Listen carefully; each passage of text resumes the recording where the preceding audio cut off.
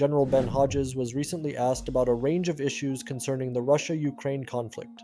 The question touched on the importance of Crimea, how average Russians feel versus Putin's stance, the challenge of draft evasion in Russia, and Crimea's economic role for Ukraine.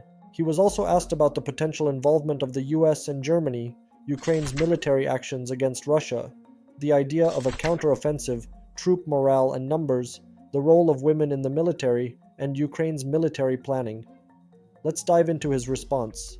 If Russia loses Crimea, it's going to be super tough for them to just act like it's business as usual. Crimea is super important for them, especially considering its strategic spot in the Black Sea and what it means in their tussle with Ukraine.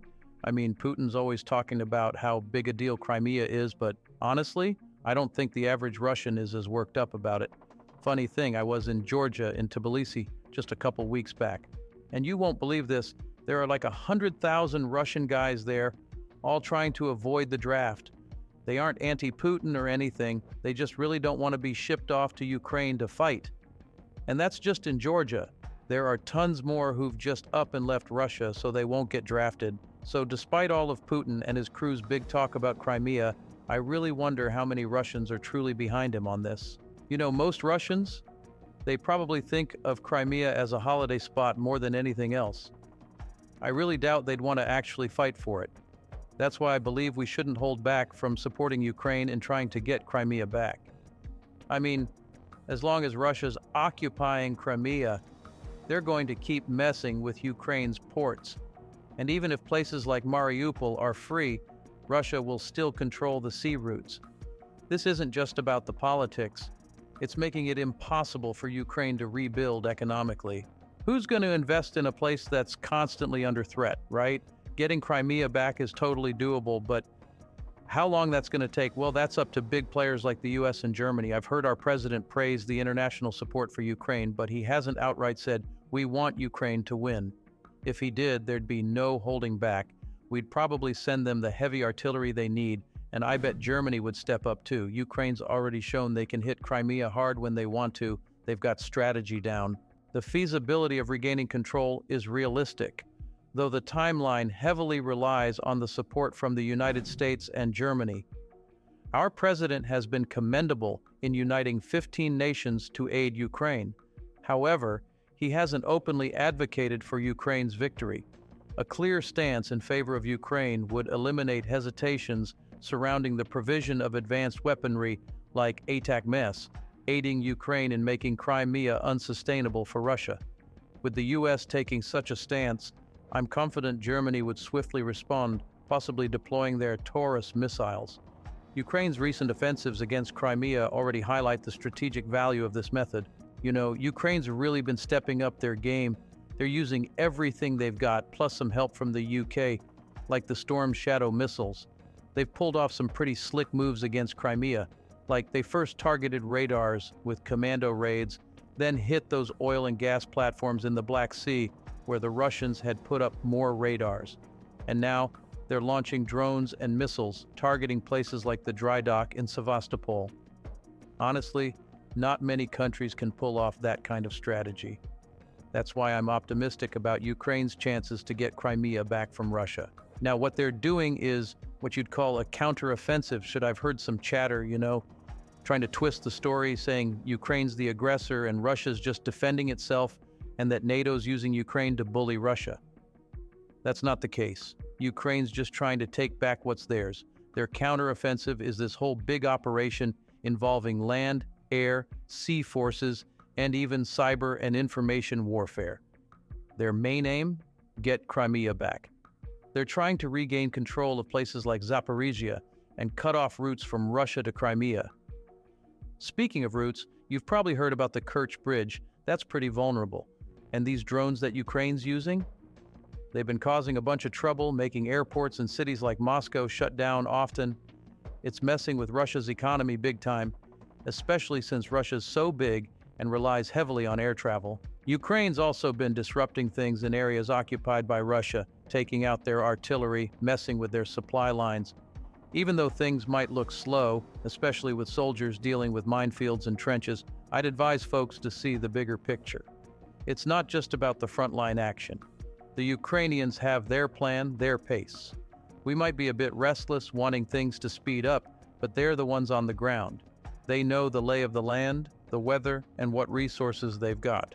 With Ukraine's continued efforts, from commando raids in Crimea to sabotaging Russian-occupied territories and specifically targeting Russian artillery, their counteroffensive is comprehensive, and while the pace of moving through minefields and trenches might seem slow from an outsider's perspective, one must remember that the Ukrainians are operating on their own terms, understanding their terrain, weather, and resources better than any foreign analyst could.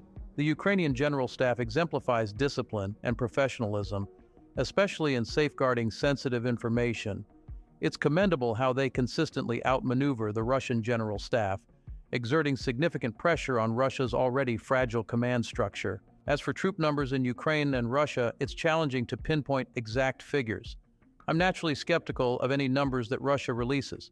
Russia's military consists of varied factions: the regular army, professional soldiers, conscripts, reserves, and even private military companies like Wagner, whose current status remains somewhat ambiguous.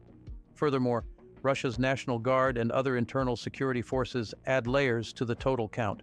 What's evident, however, is Russia's pressing manpower issue.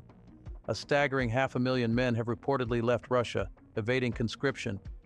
Russia primarily conscripts individuals from its eastern regions, avoiding major cities like Moscow and St. Petersburg to circumvent domestic unrest. President Putin's recent concerns about staffing shortages in the defense industry further underscore this manpower issue. The majority of Russians seem unwilling to partake in the conflict with Ukraine. In their desperation, Russia has been noted to conscript recent immigrants and even refugees. But these hastily recruited troops lack proper training and, in battlefield terms, can be considered as cannon fodder. On the Ukrainian side, despite starting with a population roughly a third of Russia's size and enduring substantial casualties, the spirit remains high. Their soldiers, fiercely dedicated to defending their homeland, embody resilience and determination. The vast difference lies in the motivation. While many Russians evade the conflict, Ukrainians stand firm, defending their homeland with tenacity. Well, Ukrainian soldiers, they've got this determination, this fire in them. I've been noticing that a lot of women over there, they're ready to get into the fight. We might start seeing even more of them joining up. Right now, if you ask me, if things drag out, Ukraine's got the upper hand. They're not just defending some land, they're defending their home. And they do have women in the military, right? But it's not often you see women in combat roles, at least not like how Ukraine's doing it. In many other places, women are mostly, in the parades or stuck doing the paperwork and stuff. I haven't really seen much of it, but when you look at the U.S. military or most of those NATO countries, they have women everywhere. I mean, like in the infantry, shooting big guns in the artillery, flying in aviation, and doing the engineer stuff. And that's not even counting the usual roles, like office work or medical stuff. Now this video, with Ben Hodges, he's talking about, well, how big of a deal Crimea is with this whole Russia-Ukraine mess. He seems to think, and I kinda agree, that while Putin and his crew are making a huge fuss about Crimea, the average Russian guy or gal, maybe not that into it. I mean, there's a lot of young guys dodging the draft and all. And Hodges, he's really emphasizing that Crimea, it's not just a symbol or political thing.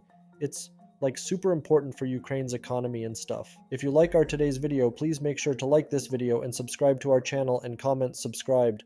I'll make sure to leave a reply to each one of my viewers. Thanks for watching this video.